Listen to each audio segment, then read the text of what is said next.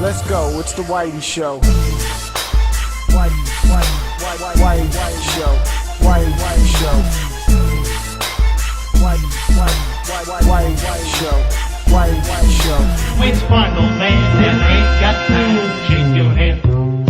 Get that side check, put it in pockets like it's back. Going downtown. Sunset Overdrive is that one game a year where it has a bit of hype, but a lot of people are just scratching their heads when I mentioned it.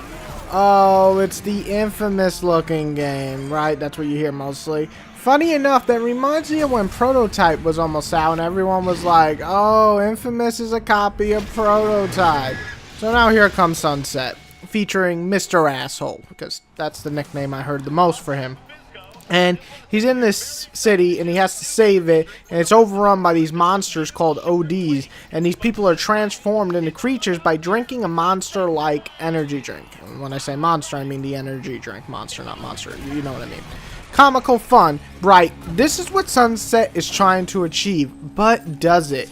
Is it any fun? Let's get into the good, the bad, and the ugly. I don't know how my song. Which bundle, man, that ain't got to shake your head. Get that side check, put it in pockets like it's back. Going downtown.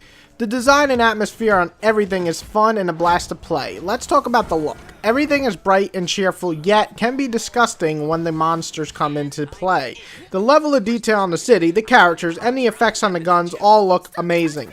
On top of that, we got a great city designed to explore, and that's thanks to the mechanics, which we're getting to right now.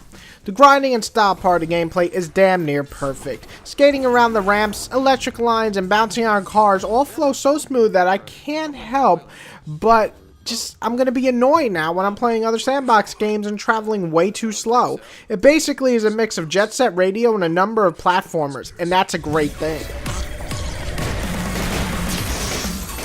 Let's be real here. Why you gotta be such a bitch? All the humanity. The guns are a blast. I love 80% of them, and they all have their pros and cons. It's especially important to note that you have a massive amount of different ones, 15 plus, and while it sounds like that's a small amount, that's a lot for a platformer, or actually a lot for a sandbox type of game.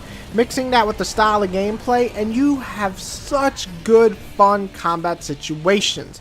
The areas are fun to explore, and like I said, there's a good amount of shit to do. Plenty of collectibles, in this case, you can actually use the collectibles to unlock new amps, which are power-ups, which I'll get to in a second. You also have side quests, and while they're kind of a bit run-of-the-mill, they're still fun in some ways, and it's a good way to upgrade a lot of your features or buy new clothes. Help them. You want me to be your life coach? Yes. What should I do first, Coach? Step 1, never call me coach again. Step 2, never do that again. The amps are a way to make your character stronger and better, or your weapons stronger and better. You collect them by collecting all the collectibles around the town. On top of that, your weapons upgrade the more you use them, similar to Ratchet and Clank or Skyrim. And that's a very smart way to do things because basically it's flowing with the way or the weapons that you like to use in combat. The story is a blast. It's funny as hell. If you have zero sense of humor, Kotaku, you might find this dull. You're like the 3 people who didn't enjoy 21 Jump Street, and good for you. You're above us all. Yay. Everyone else with a sense of humor, have fun with this one, please. Making fun of game cliches, tongue-in-cheek humor thrown throughout. It's just a ton of fun to listening to the bantering between the main characters and the different people you meet on the adventure. It's fun. Jesus Christ.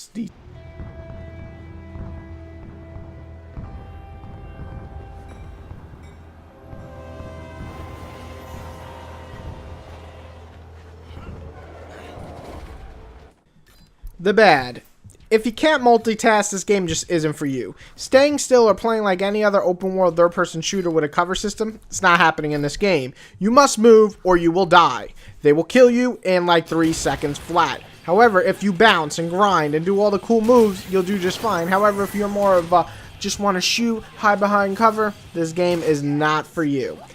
And also, it's a few too many repetitive missions. This is the same problem I had with Infamous Second Sons, and it seems to be same here. While there are a lot more content than Second Sons, it's just that this game suffers from the similar problem doing the same old over and over again. However, this is just a sandbox problem in general, so if you're accepting that, well then you just have to ignore this flaw.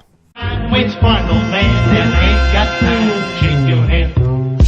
Get that side check, put it in pockets like it's back. Going downtown. The overall package is fun. See, the thing is, if you go into this game wanting to blow shit up, grinding and bouncing around a fun town, and laughing at a few good jokes, you're gonna find it all right here. Is it perfect? No, it suffers from the similar problems of other sandbox games. And the humor and gameplay style probably won't be for everyone. However, if you continue to push on and try something new, something fun, something exciting, well, you're just going to get it easily with Sunset Overdrive. It's one of the star titles this year, and I'm going to easily give this baby a 9 out of 10. Everybody have a good one, and go pick this bad boy up. At style level 3. That's maximum style. All tabs go batshit crazy. If you just stand there and do nothing, your style meter will decay.